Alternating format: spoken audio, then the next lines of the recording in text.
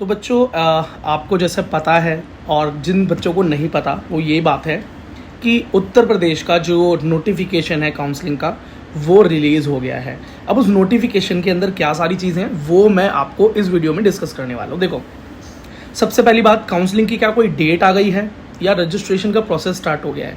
ऐसा कुछ भी नहीं हुआ है। सिर्फ इंस्ट्रक्शंस के लिए एक ब्रोशर आया है, इंस्ट्रक्शंस। लेकिन इंस्ट्रक्शंस के अंदर क्या है कि पिछली बार से इस बार कुछ चेंजेस हैं, तो वो चेंजेस बहुत इंपॉर्टेंट हैं, इन्फॉर्मेशन बहुत इंपॉर्टेंट है, इसलिए वीडियो को एंड तक देखें अगर आप यूपी से बिलोंग करते हैं तो। और अदर स्टेट के वो बच्चे जो उत्तर प्रदेश के प्राइवेट कॉलेजेस में एडमिशन लेना चाहते हैं, ठीक है, तो उनके लिए भी ये वीडियो इंपॉर्टेंट हो जाती है। अदरवाइज आप अगर नॉलेज के लिए इस वीडियो को देखना चाहें तो ठीक, नहीं तो आप वीडियो को छोड़ के जा सकते हैं।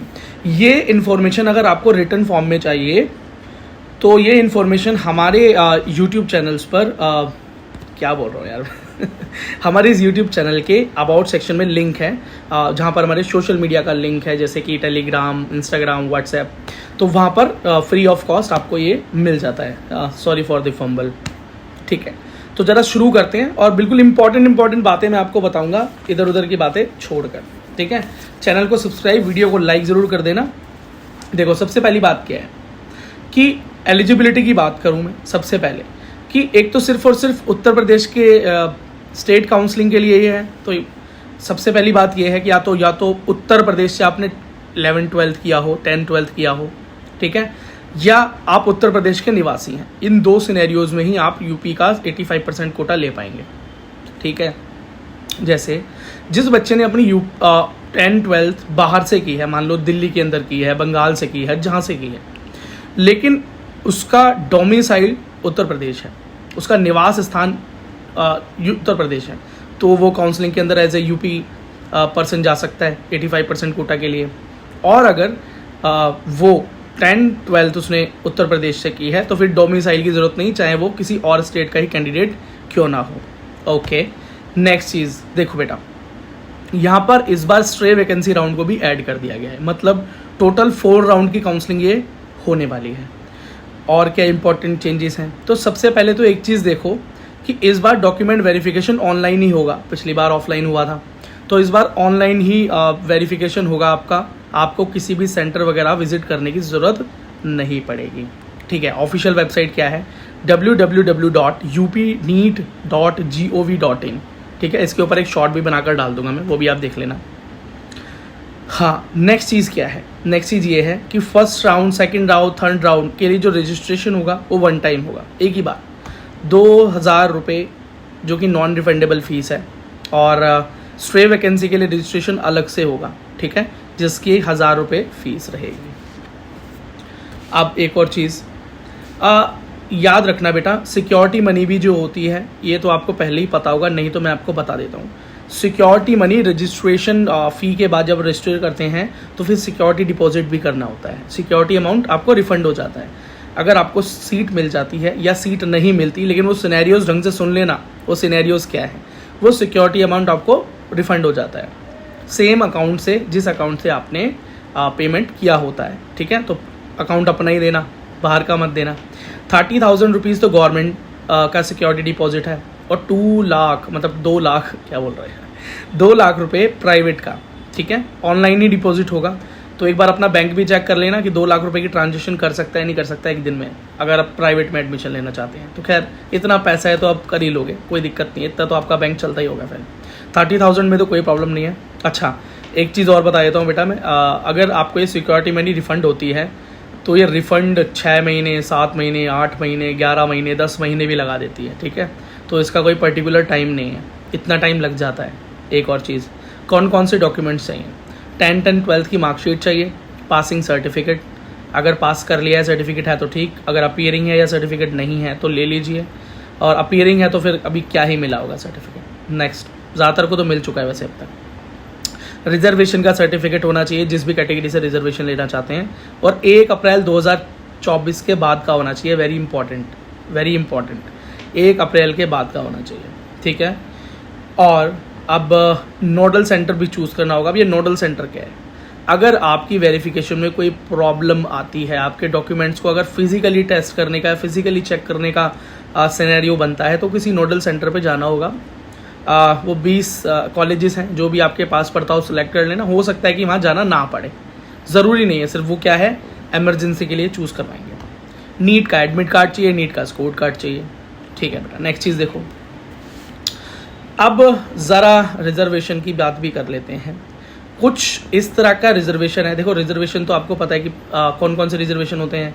PWD रिजर्वेशन होता है, SC रिजर्वेशन है, ST रिजर्वेशन है, OBC रिजर्वेशन है, और जनरल के लिए कोई रिजर्वेशन नहीं ठीक।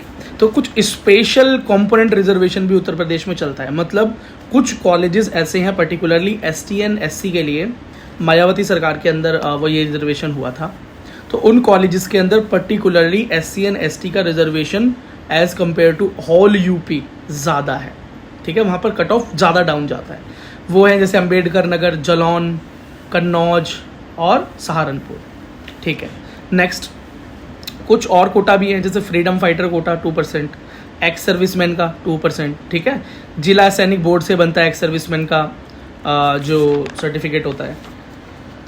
और एक और आप याद रखना बेटा, OBC सर्टिफिकेट अगर आपके पास है तो अपना इनकम सर्टिफिकेट भी बनवा लेना, अपडेटेड वाला। ठीक है ना, कब का? 1 अप्रैल 2024 के बाद अपडेट करा लेना। टोटल 4 राउंड होंगे। अब ज़रा अब बहुत इंपॉर्टेंट बात है, अब तो बहुत ही इंपॉर्टेंट बात है। देखो सबसे पहले जो फर्स्ट राउंड के लिए आप रजिस्ट्रेशन करते हैं, वो registration first round, second round, third round तीनों के लिए हो जाता है। फिर तीनों राउंड के लिए अलग से रजिस्ट्रेशन करने की ज़रूरत नहीं है। फिर आप अपना सिक्योरिटी अमाउंट जमा करते हैं, वो फिर आपकी चॉइस है, आप गवर्नमेंट के लिए जाते हैं, डेंटल के लिए जाते हैं, MBBS के लिए जाते हैं, या प्राइवेट के लिए जाते हैं। ठीक है, गवर्नमेंट के लिए जाते हैं तो 30,000 जमा करा देंगे। अब फर्स्ट राउंड का जब रिजल्ट आएगा, जैसे आपने लिस्ट भर दी कॉलेजेस की, फिर उसके बाद एक रिजल्ट आया, या तो कॉलेज मिलेगा या कॉलेज नहीं मिलेगा। कॉलेज नहीं मिला तो आप ऑटोमेटिकली सेकंड राउंड में मूव हो जाएंगे। ठीक है, और अगर आपको कॉलेज मिल गया तब आप क्या करेंगे? अब याद रखना बेटा, इस बार उत्तर प्रदेश के अंदर भी ऑल इंडिया काउंसलिंग की तरफ फ्री एग्जिट है। फ्री एग्जिट का मतलब समझ रहे हो? नहीं तो मैं आपको समझा देता हूँ। फ्री एग्जिट का मतलब होता है कि आप सेकंड राउंड में चले जाएंगे। आपकी फ़ी जो है, जो आपने कॉलेज, एक चीज़ समझो पहले, जब कॉलेज अगर आपको मिल गया, ठीक है, एक कंडीशन है आपने नहीं मिला, एक कंडीशन है मिला तो आपने ले लिया, या दूसरी कंडीशन है आपने नहीं लिया। अगर आपने नहीं लिया तो आप फ्री एग्जिट हो जाएंगे, कोई दिक्कत नहीं आएगी, आप सेकंड राउंड में पहुंच जाएंगे। दोबारा से लिस्ट बनाएंगे, फिर से रिजल्ट आएगा, फिर आप चूज़ करेंगे। या आपने क्या किया, फर्स्ट राउंड में आपको कॉलेज मिला, आपने वो ले लिया। ठीक है, आपने वो ले लिया, लेकिन आप या तो फिर आप सेटल हो गए, अब यही कंडीशन होगी कि सेटल हो गए, ठीक है भाई हो गया, अब मुझे यहीं पढ़ाई करनी है। या आपके मन में ये बात आ गई, नहीं यार एक अच्छा मेडिकल कॉलेज मिल सकता है मुझे, अभी सेकंड राउंड में शायद अच्छा मेडिकल कॉलेज मिला है, तो आप क्या करेंगे, कॉलेज में अपग्रेड का फॉर्म डाल देंगे। और अपग्रेड के फॉर्म का मतलब होता है कि कॉलेज को आप ये बोलेंगे कि अगर मुझे अच्छा कॉलेज मिल जाता है तो आप मेरे डॉक्यूमेंट्स मुझे दे देना, और मैंने जो फ़ी आपको जमा की है वो मुझे दे देना। ठीक है, बहुत जल्दी वो फ़ी जमा हो जाती है, ये भी इंस्ट्रक्शन साफ हैं, ताकि नए कॉलेज के अंदर मैं अपने डॉक्यूमेंट सबमिट करा सकूं और अपना फ़ी सबमिट करा सकूं विदाउट एनी डिडक्शन। फीस में कोई डिडक्शन भी नहीं होता, और सही बात है, अपग्रेड फॉर्म भरना ज़रूरी है। फिर क्या होगा, आप सेकंड राउंड पहुंच जाएंगे। सेकंड राउंड में 2 ही चीज़ें हो सकती हैं। अब सेकंड राउंड में 2 ही बच्चे आ रहे हैं, या तो कॉलेज मिला या कॉलेज नहीं मिला। मिला था तो लिया नहीं था, ठीक है, और दूसरे तो जो मिला ही नहीं। अब सेकंड राउंड में भी 2 ही चीज़ें होंगी, या तो आपको मिलेगा या आपको नहीं मिलेगा। ठीक है, अब अगर नहीं मिला तो आप थर्ड राउंड में मूव हो गए। ठीक है, लेकिन अगर आपको कॉलेज मिल गया सेकंड राउंड में, ये इंपॉर्टेंट है, अगर आपको कॉलेज मिल गया और आप चाहते हैं यार कि आपने छोड़ दिया अगर, तो बेटा ये फर्स्ट राउंड जो था ना, फर्स्ट राउंड में तो आपको मिला हुआ कॉलेज भी आप छोड़ भी सकते थे, तो भी सेकंड राउंड में आ गए, लेने के बाद अपग्रेड करके भी आ सकते थे। लेकिन अगर सेकंड राउंड में आपको मिला हुआ कॉलेज आपने छोड़ दिया, तो थर्ड राउंड में आप, ये फ्री एग्जिट नहीं है सेकंड राउंड, इसका मतलब ये होगा कि आपकी जो सिक्योरिटी अमाउंट होगी वो जब्त हो जाएगी, मतलब फिर वो आपको बैक नहीं मिलेगी। याद रखना, ये नुकसान होता है अगर मिला हुआ कॉलेज छोड़ दिया। अगर नहीं मिला कॉलेज तो फिर सिक्योरिटी अमाउंट का कुछ नहीं होगा, थर्ड राउंड में आप पहुंच जाओगे।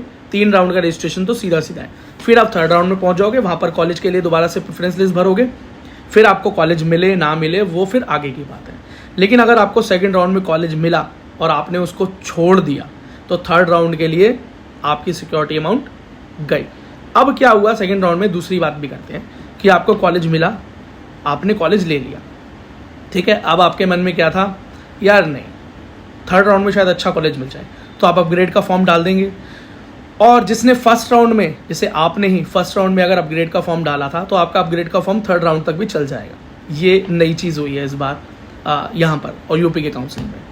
अच्छा, एक चीज़ और भी याद रखना कि बेटा आपने अगर सेकंड राउंड में मिला हुआ कॉलेज छोड़ दिया, समझ रहे हो, छोड़ दिया, तो फिर मैं एक चीज़ बिल्कुल साफ साफ जो मैंने इंपॉर्टेंट भी लिख रही है, एडमिशन प्रोसेस से ही बाहर हो जाओ। देखो एक इंपॉर्टेंट चीज़ अभी थोड़ा सिंपल करके बताता हूँ। मान लो फर्स्ट राउंड में आपको कोई ए कॉलेज मिल गया, मान लो मुजफ्फरनगर मिल गया, आपको पसंद नहीं आया, आपने बोला यार सेकंड राउंड में जाऊंगा, अपग्रेड का फॉर्म डाल दिया, सेकंड राउंड में अपीयर हो गए, आपने क्या किया, मुजफ्फरनगर को ऊपर रखा होता पहले, उसके बाद आपने नीचे डाल दिया, भूल गए आप, अपने उस कॉलेज को फिर डाल दिया, तो एल्गोरिथम जो होगी ना, इधर उधर के कॉलेज नहीं ढूंढेगी, वो सीधा आपको मुजफ्फरनगर फिर पहुंचा देगी। और फिर आपको क्या लगेगा, एक तो टाइम खराब हो गया, ठीक है, मुजफ्फरनगर मिल गया दोबारा से।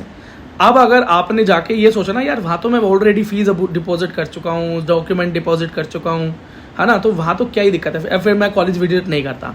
अगर आपने कॉलेज विजिट करके दोबारा से अपना एडमिशन प्रोसेस कंप्लीट नहीं किया ना, वो डॉक्यूमेंट देंगे, आप डॉक्यूमेंट उन्हें ही वापस दोगे, वो फ़ी देंगे, आप दोबारा उन्हीं को जमा कराओगे। अगर ये काम आपने नहीं किया तो आपका कॉलेज भी गया, आप एडमिशन प्रोसेस से ही बाहर हो जाओगे। ये गलती नहीं करनी है, ठीक है, अपग्रेड करते हुए। तो या तो उस कॉलेज को अपग्रेड वाली लिस्ट में डालना ही मत फिर, क्योंकि वो तो मिलना ही मिलना है आपको, ठीक है। तो ये रिस्क ज़रूर हो सकता है कि भाई दूसरा नहीं मिला तो क्या होगा, तो पूरे कॉन्फिडेंस में हो ना तभी अपग्रेड के लिए जाता है बच्चा। जब आपको पक्का पता है फॉर श्योर मुझे कॉलेज मिल जाएगा, तभी तो अपग्रेड के लिए जाओगे, ठीक है। नेक्स्ट चीज़ समझो एक बात, राउंड 1 पहले बेटा और यूपी के अंदर ये फ्री एग्जिट नहीं होता था, ऑल इंडिया में होता था। अब ऑल इंडिया की तरह ये भी फ्री एग्जिट राउंड है, ठीक है, लेकिन round 2 is not a free exit round. College अगर मिला तो ले लेना है, याद रखना, लेना ही लेना पड़ेगा। अगर छोड़ दिया तो फिर सिक्योरिटी अमाउंट भी ख़त्म हो जाएगा, ठीक है। राउंड 3 के अंदर अगर आप पहुंच गए, राउंड 3 में कौन बच्चा पहुंचेगा, जिस बच्चे को या तो एक भी राउंड में, ना फर्स्ट में ना सेकंड में कॉलेज मिला ही नहीं, तो वो राउंड 3 में पहुंच गया, ठीक है। ना तो उसके सिक्योरिटी अमाउंट को कोई दिक्कत है, तो ना उसे कोई दिक्कत है, फिर से वो प्रेफरेंस लिस्ट बनाएगा और दोबारा से वो कॉलेज चूज़ करेगा। अब रिजल्ट आएगा, या तो उसे कॉलेज मिल जाएगा या उसे कॉलेज नहीं मिलेगा। राउंड 3 के अंदर भी, राउंड 3 में फिर आपके पास कोई चॉइस ही नहीं है, अपग्रेड का कोई चॉइस नहीं, याद रखना, अपग्रेड का राउंड 3 में कोई चॉइस नहीं है ना। राउंड 1 में, राउंड 2 में अपग्रेड का चॉइस था कि कॉलेज मिला यार अपग्रेड कर लूँगा यार, आगे अच्छा कॉलेज मिल जाएगा। और राउंड 3 में जो कॉलेज मिल गया ले लेना, क्योंकि उसके बाद फिर अपग्रेड का कोई ऑप्शन नहीं है। और राउंड 3 में जिस बच्चे को कोई कॉलेज नहीं मिला, फिर वो राउंड 4 के लिए जा सकता है, जो उस रजिस्ट्रेशन जिसका दोबारा से 1000 रुपये का होगा। अब ये कौन सा राउंड होता है, इसे स्ट्रे वैकेंसी राउंड बोलते हैं। मतलब अगर बेटा कुछ सीट्स खाली रह गई, मान लो पीडब्ल्यूडी की सीट्स खाली रह गई या एक्स सर्विसमैन की सीट खाली रह गई, है ना, या कुछ कैटेगरीज में, किसी कैटेगरी में ST SC की कोई सीट खाली रह गई, तो उसको दोबारा से जनरल कैटेगरी या ओपन कैटेगरी में डाल के या SC कैटेगरी के अंदर डाल के लाइव कर देते हैं। और वहाँ जाकर बेटा स्ट्रे वैकेंसी राउंड में, ऑफलाइन होता है ये राउंड, इसके बारे में जानकारी दे नहीं रखी कि ऑनलाइन होगा या ऑफलाइन, ऑफलाइन ही होता है वैसे तो। अगर ऑनलाइन हो जाए ऑफलाइन हो, क्या ही फ़र्क पड़ता है, तो वो सीट आपको मिल सकती है। स्ट्रे वैकेंसी राउंड में जाके कट ऑफ बेटा थोड़ा गिर जाता है, लेकिन स्ट्रे वैकेंसी राउंड किस्मत का राउंड है भाई, है ना। 3 राउंड तक MBBS मिला ठीक, और नहीं मिला तो स्ट्रे वैकेंसी में तो कुछ सीट बची गई तो ठीक, और नहीं बची तो वहाँ पर भी जिसके नंबर आपसे अच्छे होंगे वही लेकर चला जाएगा, ठीक है। सीधी सी बात है, पहले आओ पहले पाओ वाला सीन है यहाँ पे। चलो भाई, अब मैंने सारी चीज़ें आपको बता दी हैं, और एक चीज़ और मैं आपको बता देता हूँ बेटा कि कॉलेज मिला तो सिक्योरिटी अमाउंट आपको वापस हो जाता है वैसे भी। लेकिन बेटा अगर कॉलेज मिला और आपने कॉलेज अगर नहीं लिया ना राउंड 3 में, मिला और लिया नहीं, तो फिर फोर्थ राउंड में आप अपीयर भी नहीं कर सकते। और याद रखना, ऑल इंडिया के लिए भी बैन लग जाता है, MCC में भी जाके फिर आपको कॉलेज नहीं मिलेगा। ये लिंक होती है इन्फॉर्मेशन कि इस बच्चे ने गड़बड़ करी है, इसको राउंड 3 में आके कॉलेज मिला था और इस बच्चे ने कॉलेज लिया ही नहीं, तो आप स्ट्रे वैकेंसी से भी गए, ऑल इंडिया से भी गए, ये गलती मत करना। और मुझे लगता नहीं यार ये गलती कोई बच्चा करता होगा। First round, second round, third round में आते आते बच्चा कोई कॉलेज मिलेगा तो वो क्यों ही ऐसा करेगा कि यार छोड़ अभी भी कुछ हो सकता है, क्योंकि कुछ हो नहीं सकता बाद में, ठीक है। और स्ट्रे वैकेंसी के अंदर डायरेक्ट आया जा सकता है या नहीं, ये मैं आपको बता देता हूँ।